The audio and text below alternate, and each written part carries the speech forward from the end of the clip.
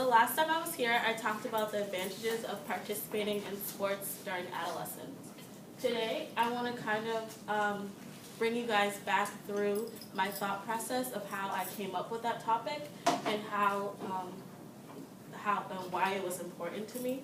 I was just not talking about the benefits of being in a sports during adolescence because I simply enjoy them, but because of a bigger issue, and that is obesity, and no pun intended, but in children and teens exclusively. Child obesity is a huge issue in today's society. Approximately 17% of our children, which is 12.7 million, between the ages of 2 and 19 are obese or overweight. Obesity is one of the easiest medical conditions to recognize, but also one of the hardest to treat. This little girl, believe it or not, she's a little girl.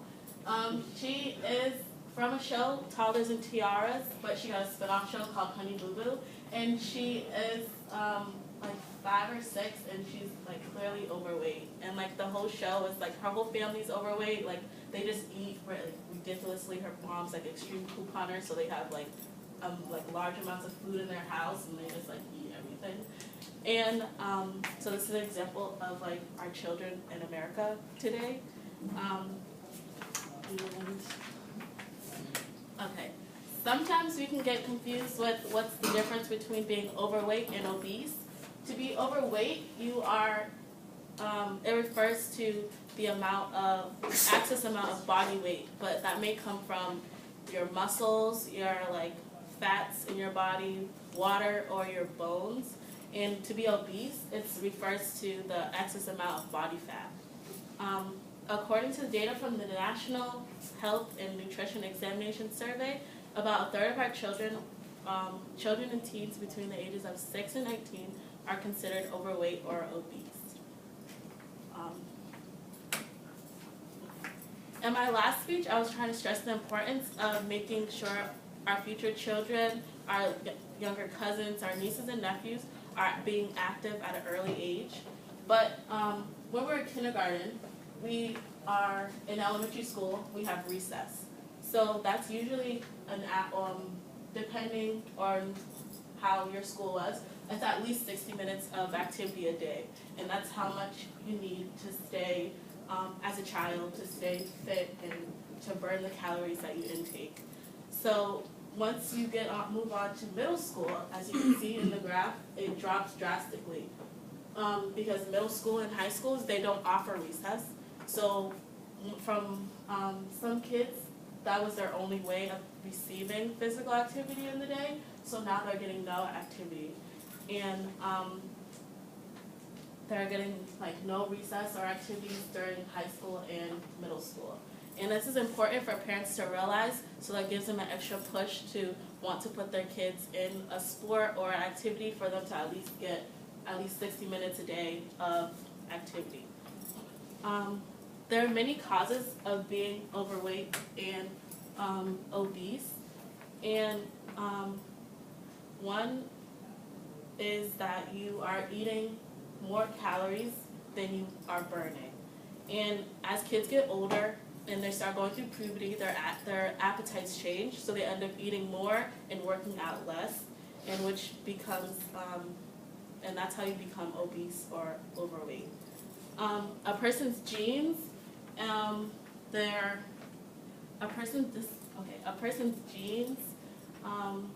where they live and how they live also affect if they're obese or not. I had a better graph, but like it didn't work this morning. But this is percentage of obese adults throughout the country and over time, and you can see, I don't know if you can see the numbers well, but okay, yeah. So now in 2010, the whole country was over 20% of adults that were obese or overweight, which is kind of insane. Scary. Yeah, it's scary because they're just getting bigger and bigger. But in a study, 61% of parents said that they will change their lifestyles in order for their kids and teenagers to not become obese and overweight. In an interview with CBS, Dr. Ashley Crockwell Skinner, she is the assistant professor at pediatrics at the University of North Carolina School of Medicine. She says, I think the possibility that kids are becoming more severely obese when they are younger, they are going to become sicker as adults. We know that with diabetes and when you're younger, you start, it's harder to manage as you get older, and it makes her, and she said, it makes me worry about what is happening to their bodies and what's going to follow them into adulthood. So she brings up a valid point. If you don't learn how to maintain a healthy lifestyle when you're young, it's going to follow you when you get older. And this show also is on TLC. I don't know what they have like with fat people, but this My 600 Pound Life, and it's basically about people who are 600 pounds and bigger, and how they live, and they can't even like walk. They haven't walked in years, and their families have to take care of them, and it just brings a lot of stress to the families because they can't really live their life because they have to take care of a person that can't even move. They have to like feed them. So it's a bigger issue than just like little fat kids, because they become big fat adults, and like nobody wants to take care. Like, you know, it's just harder. So also being overweight comes with like a huge amount of other health issues. So like diabetes, high blood pressure, and when you're a kid, if you're overweight, you're still growing in the process of it. So your bones can't handle the excess weight. So you also have ended up with like bone problems and just like growing in a weird way. Your whole body's just like going kind of crazy because they doesn't know how to handle the excess weight. Like I mentioned earlier, obesity is one of the easiest diseases or conditions to recognize, but it's also the most difficult to treat because it can affect so many different parts of your body at once.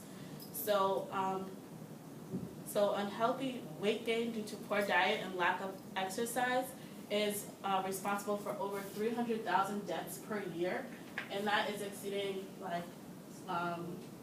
firearm deaths and drug abuse, which is kind of like crazy because 300,000 people, those 300,000 people, if they were just more educated about having a healthy lifestyle, going on a walk for an hour a day, like some simple things like that, they could prevent being or dying because of being overweight.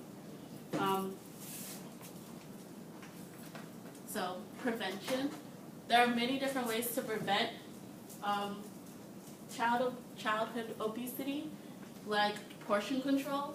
I like this picture because it shows like a simple meal. I mean, we all had burger and fries before, and it just shows you how your usual serving that you get is like twice as much as what you should actually be having.